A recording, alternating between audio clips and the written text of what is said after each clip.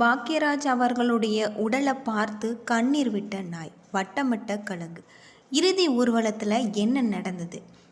Tamil cinema ரசிகர்களை மட்டுமல்ல, ஒட்டுமொத்த திரை உலகையுமே கண்ணீரில் ஆழ்த்தியிருக்கிறது இயக்குனரும் நடிகருமான பாக்யராஜ் அவர்களுடைய மறைவு. கடந்த 2 நாட்களாக அவரது இல்லத்தில் நடந்த ஒவ்வொரு சம்பவமுமே ரசிகர்களுடைய மனதை உருக்க வைத்து கொண்டே இருக்கு. குடும்பத்தினர் கதறல், திரையுலக பிரபங்களுடைய கண்ணீர், ரசிகர்கள் அஞ்சலி என எங்கு பார்த்தாலுமே சோகமாக நிறைந்திருக்கு. அந்த சோகத்திற்கு நடுவே நடந்த சில சம்பவங்கள் சமூக வலைத்தளங்களில் அதிகம் பேசப்பட்டு வருது அப்படின்னே சொல்லலாம். பாக்யராஜ் அவர்களுடைய உடல் பொதுமக்கள் அஞ்சலிக்காக வீட்டில் வைக்கப்பட்டிருந்த நேரத்தில் நள்ளிரவு சென்னை முழுவதுமே பலத்த மழை பெய்தது. அந்த நேரத்தில் திடீரென மின்தடை ஏற்பட்டதாகவும் சொல்லப்பட்டது. வீட்டிற்குள் இருள் சூழ்ந்த அந்த சூழ்நிலையில் தந்தையின் உடல் அருகில் நின்று கொண்டிருந்த மகன் சாந்தனு தந்தையின் உடலுக்கு அருகில் அமைதியாக நின்று கொண்டிருந்த காட்சிகள் பலரையுமே கண்கலங்க வைத்தது. அந்த புகைப்படங்கள் சமூக வலைத்தளங்களில் வேகமாக பகிரப்பட்டு வருது. கடைசி நிமிடம் அப்பாவை விட்டு நகராத மகன், இது எந்த மகனாலும் தாங்க முடியாத ஒரு தருணம் அப்படின்னே சொல்லலாம். பாக்யராஜ் அவர்களுடைய இறுதி ஊர்வல வாகனமும் அனைவரின் கவனத்தை ஈர்த்தது.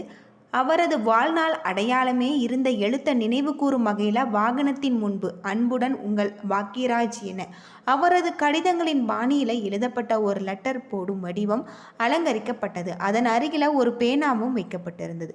திரைக்கதை, வசனம், எழுத்து என வாழ்நாள் முழுவதும் பேனாவோடு வாழ்ந்த கலைஞருக்கு அளிக்கப்பட்ட அந்த மரியாதை பலரையுமே நிகழ்ச்சியடைய வைத்தது. இறுதி ஊர்வலம் தொடங்குவதற்கு முன்பு சாந்தனு அந்த அன்புடன் உங்கள் பாக்யராஜ் என்ற வாசகத்தை கையால் தொட்டு வணங்கினார். அதன் பிறகு தன்னை கட்டுப்படுத்த முடியாமல் கண்ணீர் விட்டு அழுந்த காட்சிகள் அங்கிருந்த அனைவரையுமே கண்கலங்க வைத்தது அப்படின்னு சொல்லப்படுது. அவரையும் குடும்பத்தாரும் நண்பர்களும் திரையுலக பிரபலங்களும் இவர் தேற்ற முடியாமல் தந்தையின் இகழ்ந்த அந்த மகனின் வேதனையை வார்த்தையால் ஆறுதல் கூற முடியாது.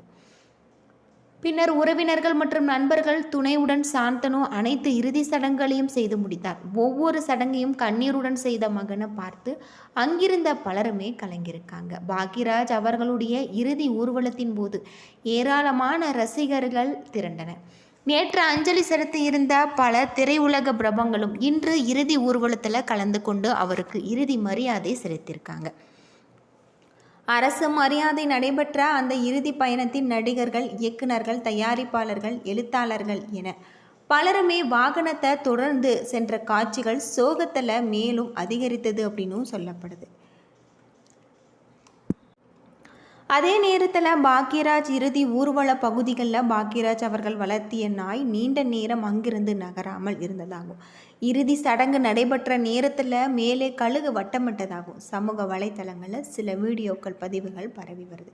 இயற்கையாகவே ஒரு மகத்தான கலைஞர்களுக்கு விடை கொடுத்தது போல இருந்தது என்று உருக்கமாக கருத்து தெரிவிச்சிருந்தாங்க.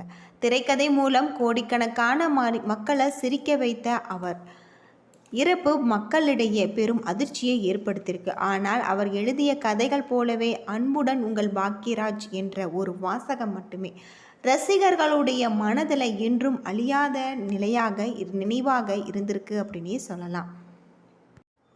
இந்த நிலையில் சரண்யா அவர்கள் பகிர்ந்துள்ள பதிவுள்ள தன் மகனை பாக்யராஜ் அன்புடன் கையில் தழுவி கொண்டிருந்த அழகான வீடியோக்கள் இடம்பெற்றது. பேரனின் சிறிய விரலை பிடித்தபடி பாசமாக பார்த்து கொண்டிருக்கும் அந்த காட்சி தாத்தா பேரன் பாசத்தை நினைவு கூட்டுவதாக ரசிகர்கள் கூறி வராங்க.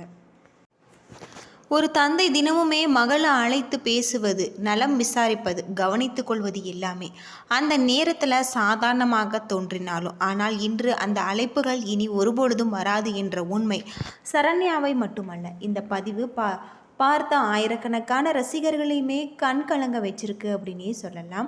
அது மட்டும் இல்லாமல் பாக்யராஜ் அவர்கள் எப்பொழுதுமே குடும்ப பாசத்திற்கு முக்கியத்துவம் கொடுத்தவர் என்று அவருடன் பழகியவர் கூறி வந்திருக்காங்க.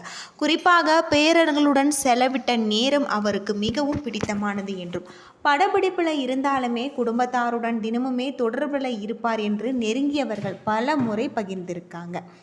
ஏற்கனவே ஒரு பேட்டியில் கூட பாக்யராஜ் அவர்கள் பேசும்பொழுது, என்னுடைய மகள் காதலிக்கும் விஷயம் தெரிந்தும் அதை நாங்கள் ஏற்றுக்கொள்ளவில்லை. காரணம் அது எங்களுக்கு வேறு பிரச்சனையாக இருந்தாலுமே அதனால் வேண்டாம் என்று சொன்னோம். ஆனால் அவள் எங்களை விட்டு பிரிந்து போய்விட்டார். அதற்கு பிறகு அவள் கர்ப்பமாக இருக்கிறார் என்று சொன்ன பிறகு எங்களால் தனியாக இருக்க முடியவில்லை. அவளை போய் பார்க்க தொடங்கினோம் அப்படின்னு சொல்லியிருக்காரு. இந்த நிலையில் அவள் ஹாஸ்பிட்டலில் டெலிவரிக்காக போன நேரத்தில் நாங்கள் ரொம்ப துடித்து போனோம். என்னுடைய பேரன் தான் எங்களுடைய உலகம். நான் இல்லாமல் அவனால் இருக்க முடியாது, அவன் இல்லாமல் என்னால் இருக்க முடியாது என்று பேசியிருந்தார். அதே போல் இப்போது தன்னுடைய பேரனோடு பாக்யராஜ் அவர்கள் கடைசியாக கொஞ்சிய புகைப்படங்கள் சரண்யாவை வெளியிட்டு இருக்கிறதாகவும் சொல்லப்படுது. சாந்தனுவின் உறக்கமான பதிவு, சரண்யாவின் இந்த மனதை நொறுக்கும் பதிவு என அடுத்தடுத்து வெளியாகும் குடும்பத்தாரின் நிகழ்வுகள் பாக்யராஜ் அவர்கள் ஒரு சிறந்த இயக்குனராக மட்டுமல்ல, குடும்பத்திற்காக வாழ்ந்த அன்பான தந்தை எனவும் பாசமிகு தந்தையாகவும் இருந்திருக்காரு. அது மட்டும் இல்லாமல் பாசமிகு தாத்தாவாகவும் இருந்தார் என்பது மனதை நினைவூட்டுவதாக ரசிகர்கள் மூலம் சமூக வலைத்தளங்களில் பகிரப்பட்டு வருது அப்படின்னு சொல்லப்படுது. இதுபோல காட்சிகள் சமூக வலைத்தளங்களில் பகிரப்பட்டு வருது. அவருடைய இழப்பு மிகவும் வருத்தத்திற்கு உள்ளாகக்கூடிய ஒரு செய்தியாகவே இருக்கலாம் அப்படின்னு சொல்லப்படுது. இறுதியாக மகன் சாந்தனு இறுதி ஊர்வலத்தில் தந்தையின் உடலை கட்டிப்பிடித்து அழுந்த காட்சிகள் பலரது கண்களையும் கலங்க வைத்தன. தந்தையை வழி அனுப்பிய சில மணி நேரங்களில் அவர் வெளியிட்ட சமூக வலைத்தளங்க பதிவுகள் ஆயிரக்கணக்கான மக்களை கண்கலங்க வைத்தது அப்படின்னும் சொல்லப்படுது. தன்னுடைய இன்ஸ்டாகிராம் பக்கத்தில் பாக்யராஜின் 50வது சினிமா பயண வாழ்க்கையில் எடுக்கப்பட்ட வீடியோவை பகிர்ந்த சாந்தனு அதற்கு மேல் எந்த நீண்ட பதிவும் எழுதவில்லை. அது மட்டும் இல்லாமல் சில மாதங்களுக்கு முன்பு நடைபெற்ற அவருடைய 50வது ஆண்டு சினிமா பயண வழியில் பல முன்னணி பிரபலங்கள் அவரை பாராட்டி பேசியிருக்காரு. அப்போது மேடையேறிய சாந்தனு மகனாக அல்ல, ஒரு ரசிகனாக பேசுவதாக கூறி அனைவரையுமே நெகிழ வைத்திருக்காரு அப்படின்னும் சொல்லப்படுது. அவரது பேசும்போது, நான் இங்கு என்னுடைய அப்பாவுடைய மகனாக வரவில்லை, அவருடைய மிகப்பெரிய ரசிகனாக வந்திருக்கிறேன் எனவும் சொல்லியிருக்காரு. கடவுள் இப்போ என்னிடம் வந்து என்ன வேண்டும் என்று கேட்டால், என்னுடைய ஆயுளில் இருந்து 10 வருடத்தை எடுத்து என் அப்பாவுக்கு கொடுத்திருங்கள் என்று தான் கேட்பேன் என்று உணர்ச்சி பூர்வமாக கூறியிருக்காரு. அந்த வார்த்தைகள் கேட்டதுமே அருகில் அமர்ந்திருந்த பாக்யராஜ் உடனே என்னடா இப்படியெல்லாம் பேசாத என போல் முகம் சுளித்து சிரித்தபடி சாந்தனுவை நிறுத்தி முயன்றார். அதன் பிறகு தன் பேச்சை தொடர்ந்த சாந்தனு, என்னுடைய அப்பா இன்னும் குறைந்த 10 வருடங்களாக நல்ல படங்களை இயக்க வேண்டும், நிறைய படங்களில் நடிக்க வேண்டும், இதுதான் ஒரு ரசிகனாக என்னுடைய ஆசை என சொல்லியிருக்காரு.